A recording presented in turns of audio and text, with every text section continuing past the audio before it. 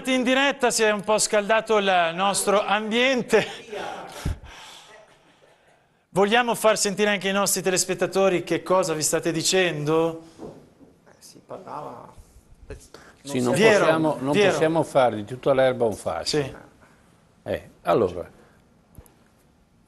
ti pagherò il biglietto, vai in Romania a vedere il villaggio dei Rom, no? Hanno delle ville fantastiche. L'ho viste io, sono andato a vedere. Parti in costruzione, mandano i soldi da qua, qui non pagano nulla, vengono mantenuti e si costruiscono la casa in Romania. E ci hanno ragione, gli diamo l'opportunità. Allora, o facciamo delle regole, se no questo buonismo buttato a pioggia non serve a niente, o facciamo delle regole, capiamo esattamente come devono essere rispettate queste regole, perché perché uno immigrato deve comunque essere mantenuto, non ha senso. Seconda cosa, dopo 6 mesi viene rifiutato l'asilo politico, bene, cosa ne facciamo? Abbiamo previsto questo fenomeno? No. Quindi siamo dei disorganizzati che non sappiamo cosa fare, a parte i volonterosi che si mettono lì e fanno quello che riescono a fare. Ma basta, la maggior parte è business e delinquenza, ma non tanto dell'immigrato, quanto invece di chi ci mangia sopra. Perché l'immigrato non prende 35 euro, ne prende 2,5 mi pare. Quindi tutti gli altri che organizzano, no? Il villaggio turistico non rende più. Cosa me ne frega di andare a tenere un villaggio turistico aperto per 3 mesi quando posso guadagnare 12 mesi all'anno? Perché lo riempio di immigrati. Certo, scusa un attimo, chi è il fesso che non lo farebbe? E lo stanno facendo. E così vale per gli alberghi. Io mi affitto un albergo che è in crisi perché non ci sono turisti, lo riempio di immigrati e faccio un business. L'esempio di Battaglia è eclatante? Non lo so dove esattamente, ma in Sicilia l'ho visto, in altre parti ci sono, sui giornali li hanno citati. Nella stessa Bormio. Come? Nella stessa Bormio che... Ecco, allora, però vi chiedo, perché allora, è inutile che noi facciamo i buonisti comunque... in trasmissione dicendo allora tutti ben accolti, io volentieri, e come azienda stiamo sostenendo attività in Africa ufficialmente, ecco, allora, ma perché? Perché se io riesco a far star bene le persone dove sono nate, non gliene frega niente di venire in Italia a rischiare. Ma se noi andiamo a portare via tutte le materie prime e non le paghiamo, perché per non pagarle facciamo una cosa molto semplice, creo una guerra e mi metto d'accordo con 2 o 3 che comandano, gli riempio di soldi sempre troppo pochi e non pago nulla. E dopo cosa succede? Succede che la gente muore di fame. Dove vuole andare? Dove trova la possibilità di sopravvivere e ci hanno ragione. Se uno rischia la pelle per passare il Mediterraneo, cosa gliene frega andare a rubare la borsetta della signora?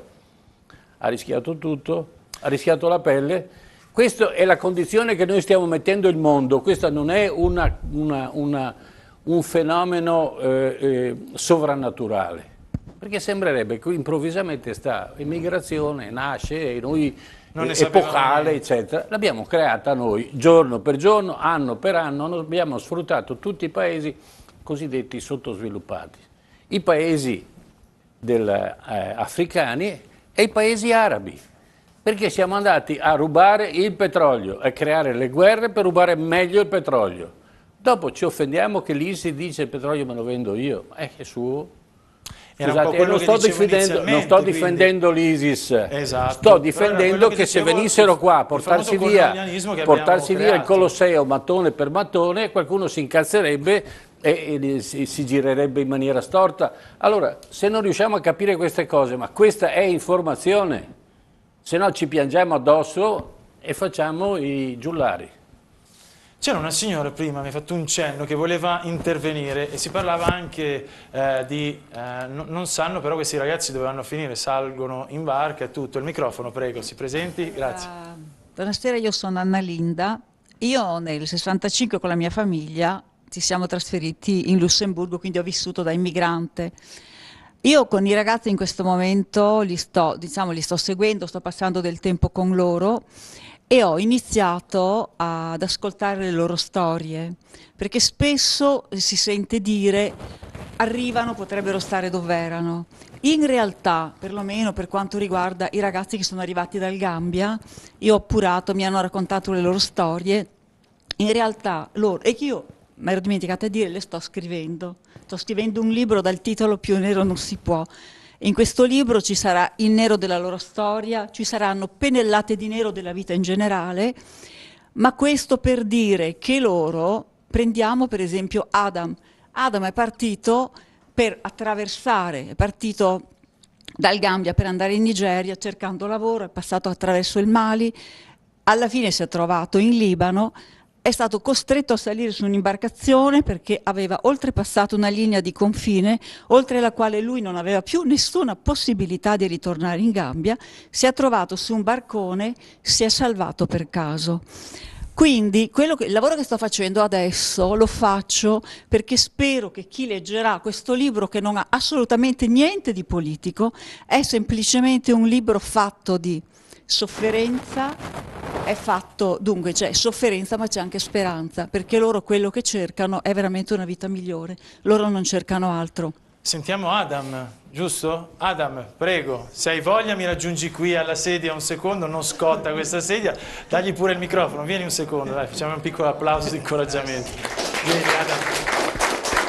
Adam, perché sei qua, ti chiedo? Perché sei qui nel nostro paese? Buonasera a tutti. Sì. Avvicina pure il microfono, te lo tengo io. Ok. Adam, Sì. quali sono i tuoi sogni? Perché sei qua in questo paese? E soprattutto ci volevi venire in questo paese o appunto sei salito su una barca dove arrivavi? Sì, come io partii dal Gambia come problema con il governo dittatore, però io non pensavo per sì. venire in Italia. Tu volevi prima. venire in Italia, perché Sì, ti prima. chiedo? Perché l'Italia? Sì, come prima non pensavo per venire in Italia. Ah, non avevi questo Sì, in mente, sì. ok. Io abito in Senegal prima, dopo in Mali, in Algeria, in Libia, una città si chiama Gadames. Sì. Sì, io partì con mio amico è morto di là. Loro sparata, mio amico. Ti faccio una domanda che prima era emersa mentre si parlava. Sì. Nel tuo stato Sì. c'è guerra? C'era guerra? No, non c'è guerra, però è problema del dittatore. Ok, c'è la dittatura. Sì, altri problemi. Si diceva perché voi non combattete per la vostra libertà lì? Come qui in Italia. No, in Gambia. In Gambia. Esatto. Come noi per libertà Sì. in Gambia. È molto problema. Come io non c'è. Come vogliono parlare questo in Non hai il microfono. televisione. Però è molto pericoloso. Ho capito. Quando il mio governo ha visto questo, io parlo questo in televisione. Io È rischioso. Sì, Ok, con allora mia famiglia o io altri. ti rimando a posto, non ti voglio mettere in difficoltà. Tieni il microfono e perdonami, prego. Allora, lancio subito anche un contributo che prima avevo promesso. Siamo andati, dicevo, a Legnaro. Sentite la testimonianza del sindaco. Noi abbiamo da circa 7-8 mesi, 5 mesi direi, 8 migranti, ragazzi dei 20-25 anni, che provenienti dal Gambia. Mi sono un po' piombati nel mio comune tramite una cooperativa sociale che si chiama Gruppo R. Io sono stato avvisato dai cittadini che questi ragazzi andavano a passeggiare in giro per le strade e non sapevano da dove venivano.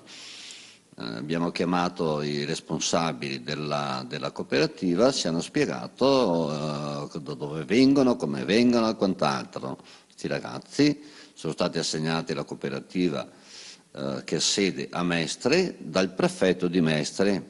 Il mio cruccio è che nessuno si è dato da fare per dare una comunicazione al sindaco e al comune di questo avvenimento.